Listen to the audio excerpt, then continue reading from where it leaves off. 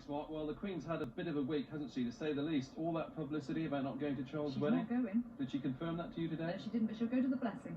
I bet she was extremely glad to get on that royal train and have an away day to Bristol. Nice cup of tea, put your feet up. Well, she got it to Temple Meads at 10 o'clock, and then it was a short hop over to Knowle West, where I was waiting with the crowds. Well, she may not be going to her own son's wedding, but she was happy to come to Knowle West.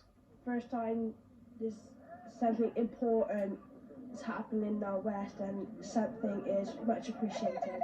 Well, it shows that the Queen's got courage to come to Knowle West. We ain't all that bad then, really, are we? Oh, it's great, yeah. My little boy wanted to come and see her, and I got an hour off school. He's going to be fine. Yeah. Wrapped up against the bitterly cold weather, the Queen stepped out to receive a warm welcome. There's never been a royal visit here before, and many were keen to make the most of the opportunity. Well, I think it does it good to see how the ordinary people are living. And it's nice for the children, it'll be something for them to remember. It's a day to remember for them, isn't it? This certainly was a day for little Katie Rex to remember, following in the footsteps of her mother, who did exactly the same thing 20 years ago. The Queen was shown round the park by one of its founders, Joy Pollard. It used to be a school. Now it's a place where people of all ages can learn new skills. 4, 3, 2, drums. Didn't see the Queen's foot tapping along, but she seemed to enjoy it. What did she say? She said, Excellent. Thank you very much. Yeah, excellent. It was something different. You don't get to dance with the Queen every day, so. Next up, a quick cookery lesson with the boys. It seems Jamie Oliver has set a trend. And a quick tour of the pottery class, but she resisted the temptation to remove the royal gloves and get her hands dirty.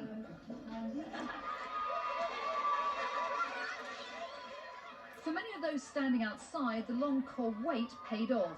The moment they were waiting for, a quick chat with the Queen. I've been waiting to see you all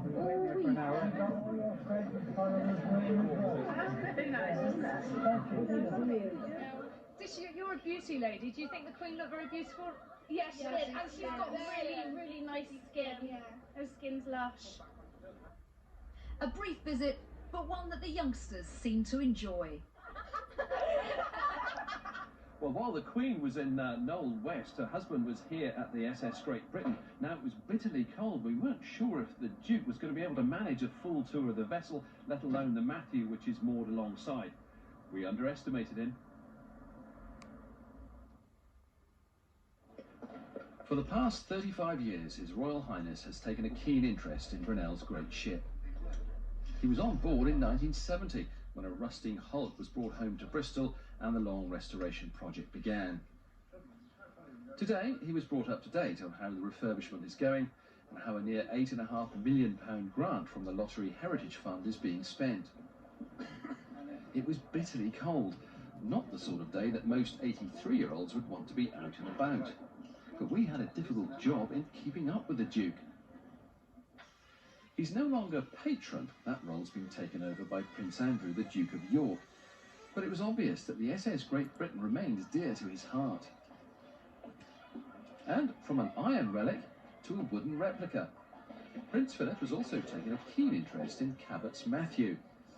He was at the helm when she first took to the water, and 8 years ago was on hand with the Queen to welcome her in Newfoundland after she crossed the Atlantic. An old sailor visiting 2 old ships. While at the other end of the age spectrum, youngsters from Kenton Mandeville Primary School in Somerset, here on a school trip, had a day to remember. He